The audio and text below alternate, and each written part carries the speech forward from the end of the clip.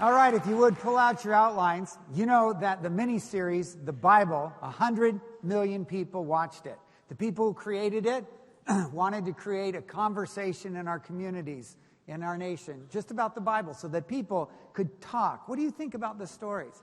And what was amazing is they found out huge percentage of people that watched that mini-series weren't Christians. They weren't even Bible-believing people. They just wanted to know what the Bible said. Over the summer, we're going to look at the great themes of the Bible. We're asking you to look at that series, to follow along, kind of look at the grand sweep. Here's what the story of the Bible is, and we want to give you the opportunity to learn. As you have questions, you can go on our website and post questions. If you get here 10 minutes early, we have a seminary professor, Jeff was here from Biola Talbot, who answered a lot of the questions from the Old Testament. Number of the questions that were posed were, why do people live longer in the Old Testament? Where are the dinosaurs? Did Adam and Eve have a belly button? Very important question. Why did the Bible allow slavery? Who were the angels that came and talked to Sarah and Abraham? And how do we really even know these stories? How did we get them? These are some of the questions and others. So if you have questions as you're watching the series, maybe reading the Bible on your own, we're gonna put them online and you can get your questions answered. But as we look at this, as we go through the Bible for the summer, the first question is, what's the purpose of the Bible? Why was the Bible written? Now, most people, to answer that question, if you talked on the streets, would say the Bible is there to teach us how to live. And if that's true, then the Bible is primarily about you. But that's not the primary purpose of the Bible. The story of the Bible is about God. It isn't about you. And the reason that that's important is this. If you believe the Bible is about you, and it's a book, it's just a moral book telling you how to live, fundamentally what you believe is the Bible, is telling you that you can make yourself better. But that will cause you to misread the Bible because the Bible fundamentally says this. You can't make yourself better. It isn't about what you do, it's about what God's done, because you can't fix yourself when it comes to spiritual issues. The only opportunity that you'll ever have to become the kind of person that you want to be is by knowing God personally through Jesus Christ. So, to understand the Bible, we need to understand that. So what we're going to do this morning is we're going to look at the very beginning. So let's start at the very beginning because it's a very good place to start. Exactly, right? So we're going to look at what was before the beginning. The Bible talks about a beginning. What was before, then we're going to look at the beginning and then what happened after, because that helps us understand life. For instance, just answer, see if you can do before and after. Facebook, all right? Was it before or after 2003? It was after. It started 2004, all right? Starbucks, before or after 1979? Before. It started in 1971.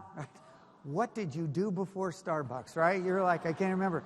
All right, Rubik's Cube, before or after 1976?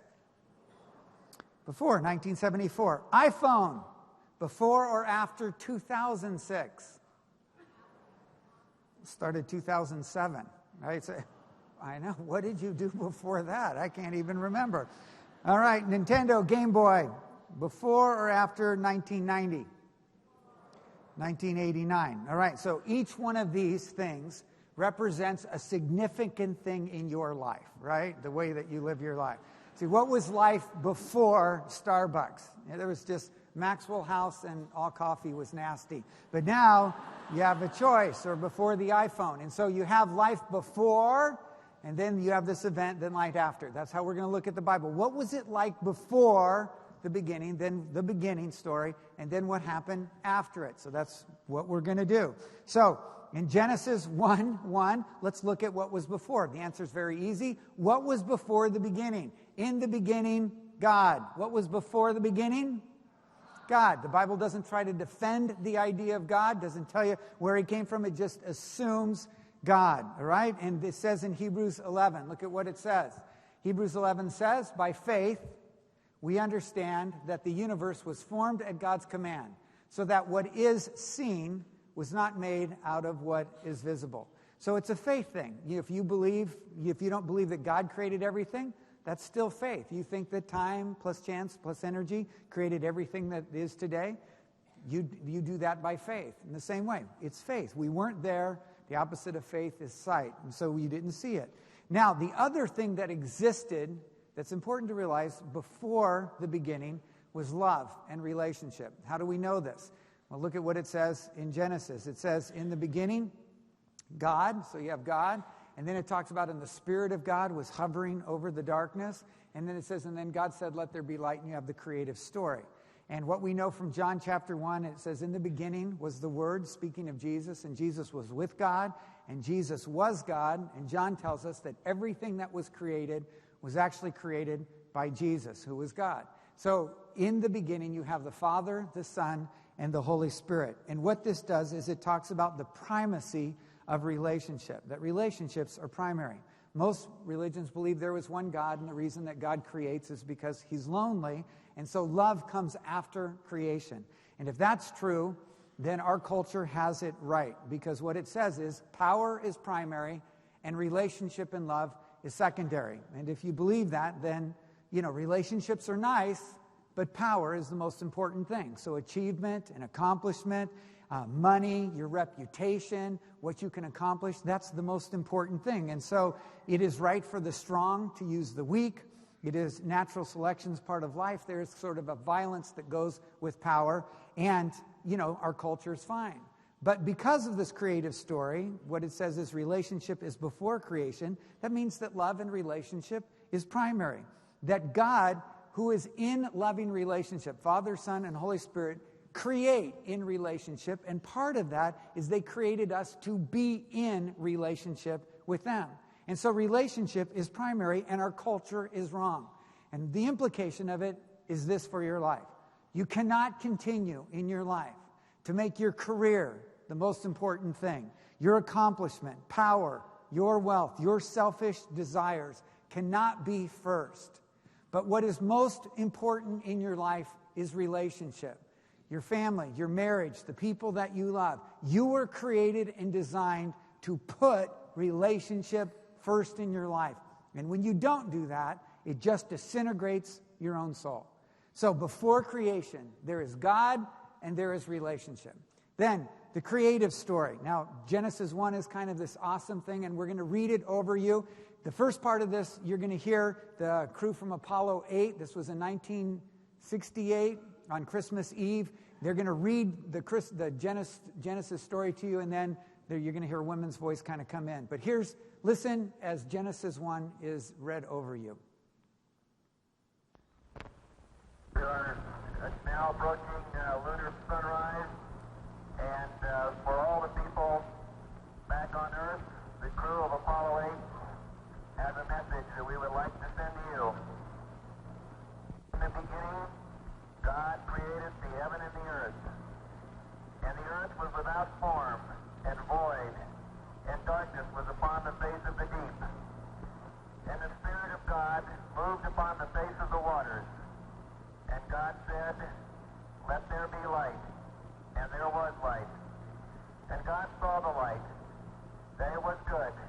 And God divided the light from the darkness. Then God said, let there be a space between the waters. And it was so. God called the space sky. Then God said, let the waters beneath the sky flow together, so dry ground may appear.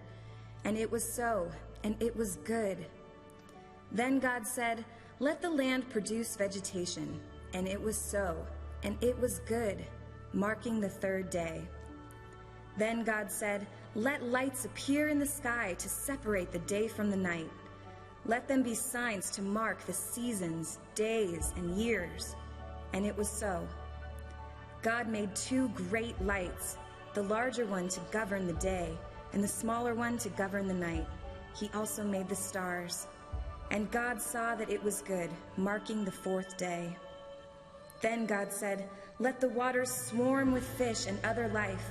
Let the skies be filled with birds of every kind. And it was good. And God blessed them, marking the 5th day. Then God said, let us make human beings in our image to be like us. So God created human beings in his own image, male and female. Then God blessed them and said, be fruitful and increase in number. Fill the earth, govern it, rule over it. Then God looked over all he had made, and he saw that it was very good. It was the 6th day. By the seventh day, God had finished his work, so he rested. And God blessed the seventh day and declared it holy, because it was the day when he rested from all his work of creation. This is the story of how it all started, of heaven and earth when they were created. So in Genesis 1, we see the beginning. So we have what was before, God and relationship. And now we're looking at the beginning, the creative story. And so what is it that we learn? And we don't have a long time for this, but you can see on your outline just some quick observations. First of all, that God is the creator. He doesn't tell us how he did it or how long it took or anything. It's just that God is the one that's creating it. And what's fascinating to note, because you're going to see this as we go through the Bible, is that God, it starts off in the world, at creation, it's dark and there's void and it's formless and there's chaos. And yet what we see God doing is bringing about beauty and order and excellence, all of these wonderful things, all of what we experience, the beauty of mountains and streams. God creates this out of what is chaos and confusion and darkness. The first thing that we learn about God is this, and this is important because in our own lives, when we face these dark moments where there is pain and sadness and there seems to be confusion and there seems to be just across the landscape of our life, absolute chaos, God is the one who is working to bring about beauty and love and kindness and joy and gentleness into our life. So maybe today as you're facing some difficulty and you go, even before you showed up in the creative story, God is working on your behalf to bring about good. Doesn't mean everything that's good, but God is working to bring beauty and love and kindness, gentleness, all of the good things in your life. That God is the one who creates. And then creation is an expression of God's love.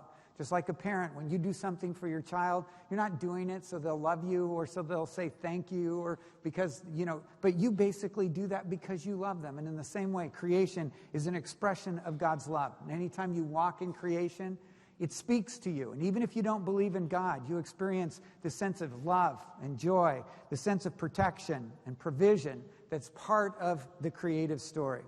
And then the second thing is that we're created in God's image, which we don't have time to talk about, but it is important to remember. A lot of people, as they go through life, I don't have any value, I'm not worthwhile, because the world measures value and worth by what you accomplish, what you've been able to do, your performance, how high you go, or how low you go is your worth. But that's not true. When it comes to the Bible, you are created in God's image. You are created as God's child. You're an image bearer of God. And then the third thing that you see in the creative story is that you're created to live in loving community. God creates the first family, and in that idea is that he's created family. He looks at man, he's alone, he says, this isn't good. And so he has to create the sense of family and community, and family is the building block of all society. And in it, you have really the idea of marriage. And so I want to read this to you. Jesus makes a comment on this, actually quotes it, so we know that Jesus believes in the story of Genesis. Look at what he says in Matthew chapter 19. It says, haven't you read, this is Jesus speaking, that at the beginning the Creator made them male and female and said, for this reason a man will leave his father and mother, be united to his wife, and the two will become one flesh. So they are no longer two, but one flesh. Therefore what God has joined together, let no one separate.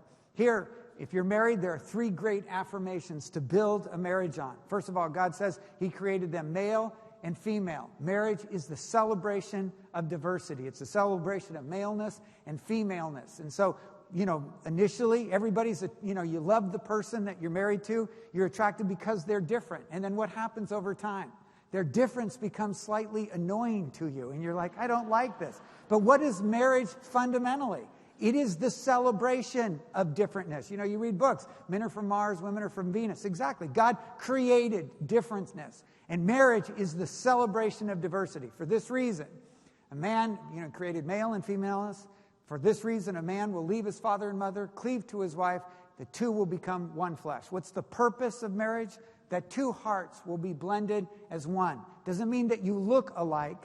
It means that there is this celebration of diversity, but there is a unity. You're one, intimately one, in purpose and in love, in direction. And then the third thing is, it is a commitment to fidelity and purity. It says, what God has brought together, let no one separate. There is a story in every marriage, and that story is a story of God's leading and bringing you to that person in your life. God was a part of leading you to your marriage partner. And these days, a lot of people get confused and they start to lose their way and they go, I have married the wrong person. And God's saying, I don't let that happen in your life. I'm the one who's creating the story, and I brought the two of you together, and it's the story of God's grace in your life. And so what God has brought together, you thought it was all you, but God was working in your life to bring you to that person that you're married. What God has brought together, let no one separate. The biblical view of marriage. And then we're created to care for creation. In the story, God says now that he creates it, I want you to rule over it. I want you to manage it. I want you to work it. And so we know that all work is a gift from God. And when you work is not part of the curse, but that work is actually, you join God in the management of creation. Creation belongs to him, and we're called to work. Now then, what you have is, before creation, you have God and relationship. Then in creation, you have this incredible story of God loving you, in the story of God's creation and the beauty of to live in loving relationship with God and others. Then what happens in Genesis chapter 3 is what is called the fall. And without understanding Genesis 3, you can't understand the Bible. I mean, even what starts to happen in Genesis chapter 4, people start killing each other. And then in Genesis chapter 6, God wipes out the whole world with the flood. And then in Genesis 12, you start to see God's rescue plan for people. And you go, why did this happen? And you see in creation, God creates the beauty of creation, all that it is. It's perfect and wonderful in every way. And then all of a sudden, what you see breaking into the world is all sorts of hatred and jealousy and injustice and racism and sexism and evil in the world. And the question is, how do you explain that? And who is responsible for the evil and the brokenness in the world? And so if you believe that people are basically good, then you're going to think that education is the answer, or government and laws are the answer, or maybe technology or therapy or whatever it is. But ultimately, when you look at history, you realize that these are huge problems. And while education's great and government's great and technology's wonderful, they don't solve the problem of people. So Genesis 3 explains for us sin. Now, who's responsible for sin? Who is it? Come on, say it. Who's responsible?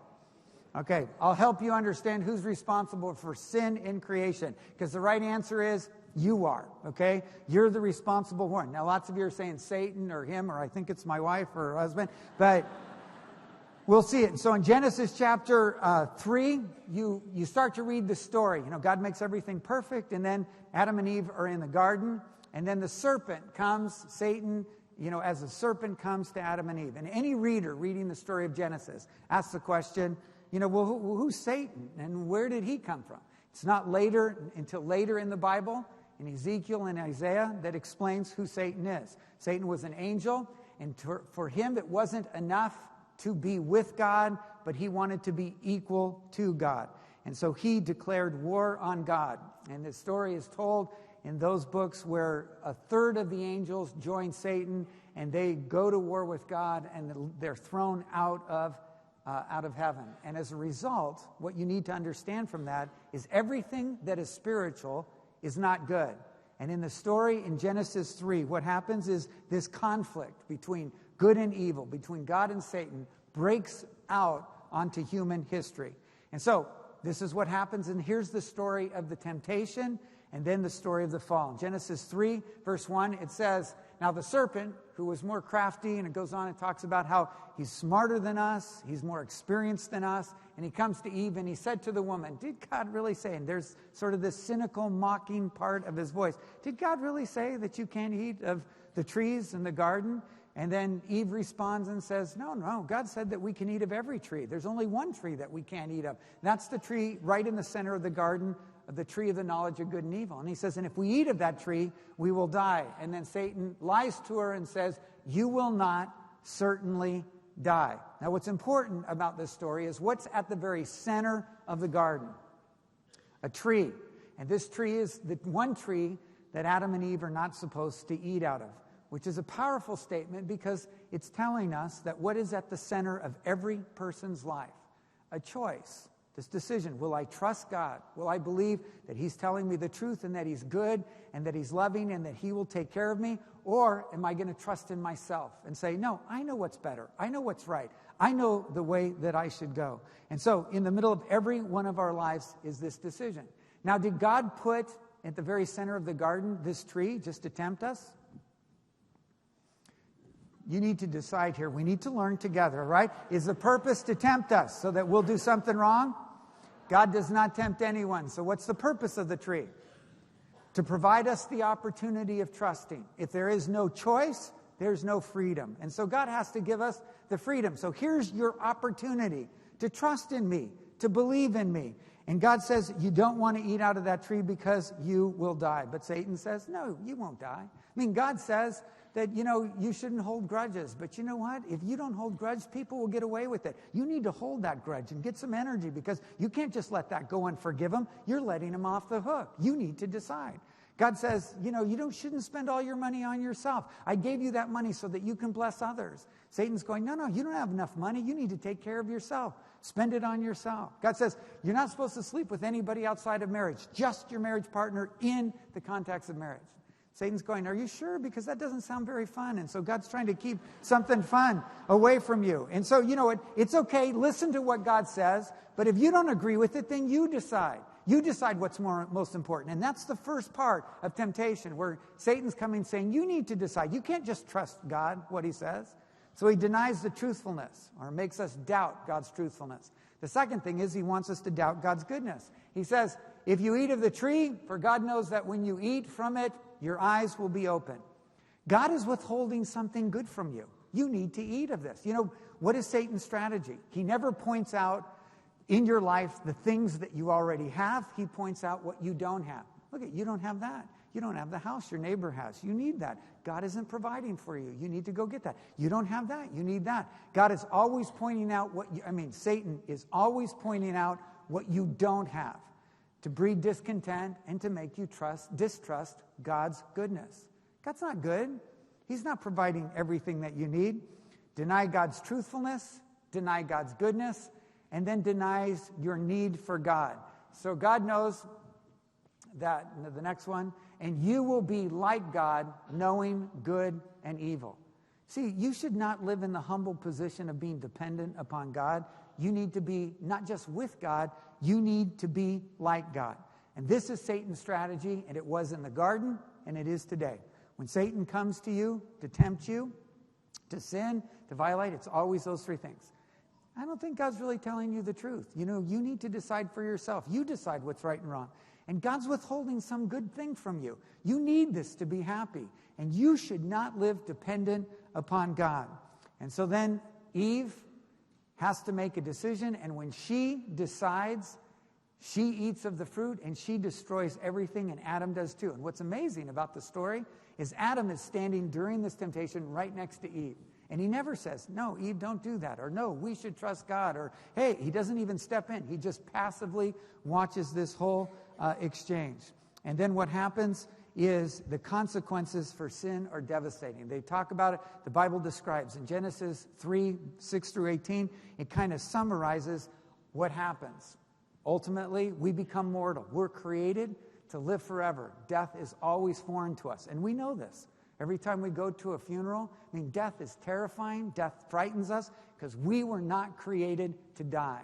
And God says, when you eat of this fruit, you will die. And as soon as Adam and Eve eat of this fruit, they begin to die. They become mortal at that point. And they die spiritually. They're going to be separated from God.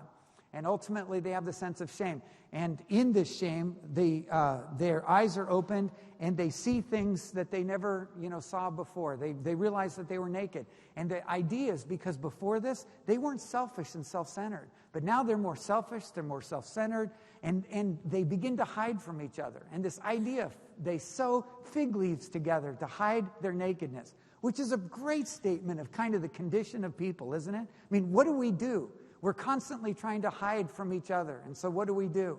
We sew fig leaves together. And what are modern day fig leaves?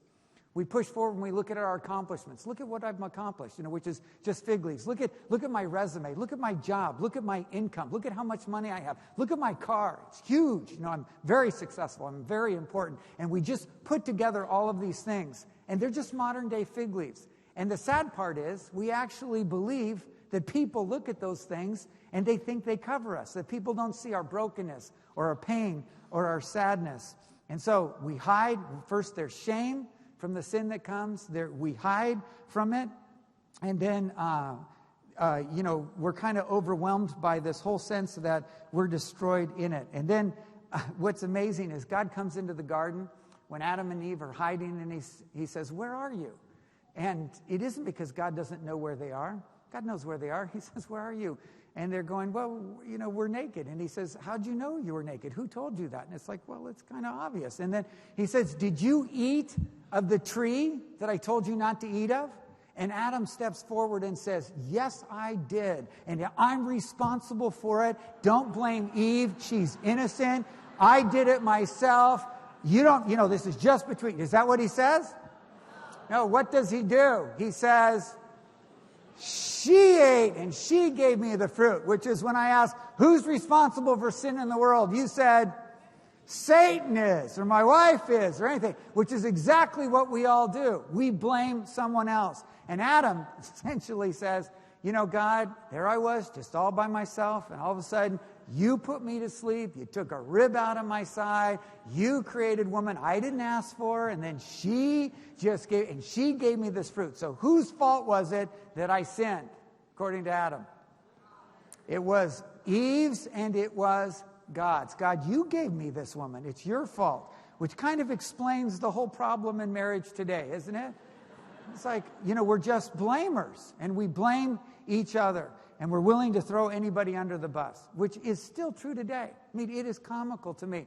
People come in for counseling, and especially marriage counseling, which is always a joy. And so people come in, and for the first 15 minutes is he does this and she does that, and this is and they're going on, and they can't blame each other enough. So what I have them do is I have them draw a circle, and I say, now draw a circle, and this represents all of the problems in your marriage, okay? Then I have them say, now, of the problems in your marriage, which part is yours? Which is just comical, because in a big circle, usually, like each of them will take a little slice about this big and say, that's my part, I'm responsible for that, which it doesn't matter how big it is, because the point, and this is what I love to do, and go, now, what we'll talk about is that part, your part, because that's the only part you can change. And you know what I love? They leave. Because you know why? Because I don't want to talk about my part. I want to talk about their part, because this is so about them, and this is what we do, because everything's about somebody else. It's never about us. And ultimately, the damage of sin is total. It destroys us. It destroys our life. We spiritually die. We physically die. It destroys our relationship with God, and it destroys our relationship with each other. Now, is this God's punishment? When you read Genesis 3, it just starts listing this out. Is this God punishing us? No. Yes or no? No? You're not so sure. Well, let me describe it this way. You go to the doctor, and the doctor says to you, you have really high cholesterol, okay? So you have to stop eating fatty foods, and what else can't you eat if you have high cholesterol? Okay, well, whatever. You stop doing all the stuff that you like doing, all right, because you have high cholesterol. If you don't, you'll have a heart attack, all right? So you go out, and you don't stop eating any of the fatty foods, and you have a heart attack. Is the heart attack the punishment from the doctor? No. Yes or no? No. What is the heart attack? It is a consequence because you're an idiot, all right? Now, when you read what happens as a result of sin, is it God's punishment? No. It's not God's punishment. It is just a consequence of us rebelling. God says, I want you to trust me. It's the only way you can live. If you don't live, you're going to die. And then he just lists the consequences out. You die physically. You die spiritually. Then he goes on and he says to the woman, you have a desire to love your husband. But now what's going to happen is that there's going to be pain. You're going to desire to have children. And when you have children, now you're going to have infertility. There's going to be miscarriages. There's going to be pain in childbirth, and when you have children, it's going to be painful to raise them, because every child is going to come as a little sinner just looking for an opportunity to sin. right? And you know this because when you have children, all of you that are raising children, you don't have to teach them how to sin. You don't have to teach them how to lie. You don't have, without any private sinning lessons, they are experts at that. All right? They just get it. And he goes, you're going to do it. And then he says, and then you're going to struggle in your relationship with your husband. Women, what does every man need?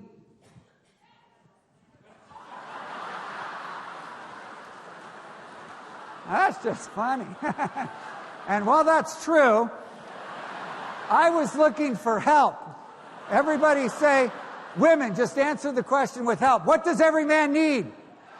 And God understands it. He looks at men and says, that man needs help. So he created woman who would be a help for him. Exactly. It's why God gives us the Holy Spirit. The primary ministry of the Holy Spirit is helper. And so God says, I'll create a helper. But now instead of a partnership in marriage, he says there's going to be a battle for control because that's the consequence for sin. And then he turns to the man. So the woman, he says, these are the consequences. And then to the man, he says, now there's going to be a struggle in marriage. You're going to fight it out. This is going to be a problem. And for every single, why are you so afraid of marriage? Because you look at them and you see these battles for control. And even though marriage is a gift, you see the pain that comes as a result of our sin that we're responsible for. And then at the very end, in Genesis, it gives all these consequences. And it says, and now you're going to struggle with creation in your work. You're going to fight it out just to earn a living. And from dust you were created, and dust you will return. No, really. I mean, you're not going woo at that because you're going, that's it. I mean, it gives you all the consequences of sin. Theologians call it the oracles of destiny. This is the way it will be. And so now at the end, men are going to fight with women. Women are going to fight. It's going to be a pain to raise children. You're dead spiritually. You're dead physically. And the world, life is going to grind you up into dust. The story of the Bible. And if you quit reading in Genesis 3, that would be it. But here's the most amazing thing. And if you miss everything, tune back in. Here is the story of the Bible. See, it's not about you and your failure. The story of the Bible is a story about God. What does God do when we turn our backs on him? We run away and we say, I'm not going to trust you and I'm going to go my own way. God does not go, well, to hell with you. He doesn't. God pursues us. The first thing that we see when he knows that we've turned our back, we're running a different direction. The most amazing thing about God is he pursues us. He comes into the garden. What have you done? What are you doing? Why are you doing this? And some of you come to church and you're so frustrated with God because you go, God's always pursuing me. He's always asking me, what are you doing? Why are you doing this? What are you thinking? And you need to understand that is one of God's greatest expressions of love. He doesn't leave you alone. Even the story of the Bible isn't people looking for God. It's the story of us running from God and God pursuing us. Second thing is a God of promise. Even when we run from God, God has this great plan to rescue us. Genesis 3:15, he says, to the serpent. And what's going to happen is a descendant of Eve, someone who is born of woman, is going to come and stomp on your head and destroy you. He's going to crush evil. But you're going to bite him. And who's that promise about? Jesus. Jesus, who's going to come born of a woman, who ultimately goes to the cross to die for our sin. And in that, he gets bit. Death does. But ultimately, he defeats death and comes back from life. And so you have this promise of a Savior to our rescue. And then the third thing that God does is he covers us. He covers our shame. He covers our nakedness, our brokenness. He covers our sin. And how does he do it? Adam and Eve in the garden see the first death. They watch an innocent animal die so that God can take and make clothes for Adam and Eve. And this becomes a major theme in the Bible. It's called atonement, covering. In fact, next week we're going to see the most profound story in all the Bible about covering, this definitive story about how God covers. God says, I will cover your brokenness and your sin and your shame. Look at Romans 5:5. But the gift is not like the trespass, the garden. For if the many died by the trespass, this is a commentary on Genesis, of the one man, Adam, how much more did God's grace and the gift that came by the grace of the one man, Jesus Christ, overflowing to the many? You see, the whole story is Jesus comes to our rescue. And first he forgives us, but it's way more than forgiveness. He comes to restore and to rebuild. Even though there's brokenness and pain and sadness, there is chaos and darkness, and there is a void in your life. But Jesus comes in to forgive, but also to replace all that's been stolen from sin. He rebuilds your life, and he builds in love and beauty and kindness and gentleness to give you the very life that you were created to live, to give you the power to become the very person that you want to be. The story of the Bible is the story of your own resurrection, the brokenness and the pain God uses to build you. It's not wasted. Everything in your life isn't good, but it isn't wasted because your story is a story how God works in the darkness and the pain and the chaos, and he brings beauty and love and honor. He restores you. That's what he does when you come to Jesus. And he gives back to you everything that was lost in the garden. He begins that process in this life, and it says one day he will return and finish that process. And that's the good news of the Bible. The Bible is the greatest story that's ever been written. And it's a story, it's the story of God's love from you. In the beginning, there was love. And then in the garden, God, and then as he creates you to be in a loving relationship. And even when we don't want it and we run, God works to restore and rebuild. So 3 things that I just want you to think about. For some of you, the application is this. You have to give up power and achievement and accomplishment as the number one thing in your life. And some of you have to understand the story of the beginning says you were created for relationship. You've got to stop living for achievement and power and accomplishment. The second thing is, some of you need to understand the whole story of temptation and take responsibility for your sin. Your whole life you're living pointing at other people and saying it's so their fault. It's their fault. They did this. They did that. Look at the story of Genesis. It's your responsibility. Your sin, your brokenness is your responsibility. And there's only one thing that you can do with that sin. You've got to turn to Jesus and say, I can't do it. I can't make myself better. I can't renegotiate this. I can't change it. God, the only thing I can do is bring it to you. Will you forgive it? Can you rescue me? Can you make it right? And that starts when we turn our life over to Jesus, but it continues every day of our life. Some of us get so bitter and angry, and we're saying it's that person and they did that, and we're in hiding. And the whole story of the Bible is you can come out of hiding. And yeah, we get deceived again, and we start to believe that God's not telling us the truth, or that he's not good, or we shouldn't live dependent on him. But every time we confess, we get right with God, because the truth is that he did die so that we can be forgiven and made right. And then the good news, the best news that you need to celebrate for all of us that are in Jesus, he is taking the dark places of our life, the places that have chaos and there's confusion, even places that there is a void. And he is working to bring beauty. He's restoring goodness and gentleness. He's giving you the life that you always wanted through the power of the Holy Spirit. That's the story at the very beginning. Will you bow your heads and close your eyes? Will you just take a moment, reflect on these truths? Because here's the biggest truth. God is making something beautiful in your life. Even in the dark, the confusing places, even where you've made a mess of your life, where you're totally responsible for it. God knows you can't fix it. And so he did through the person of Jesus. And the great truth of the Bible is that God is making beautiful the things in your life.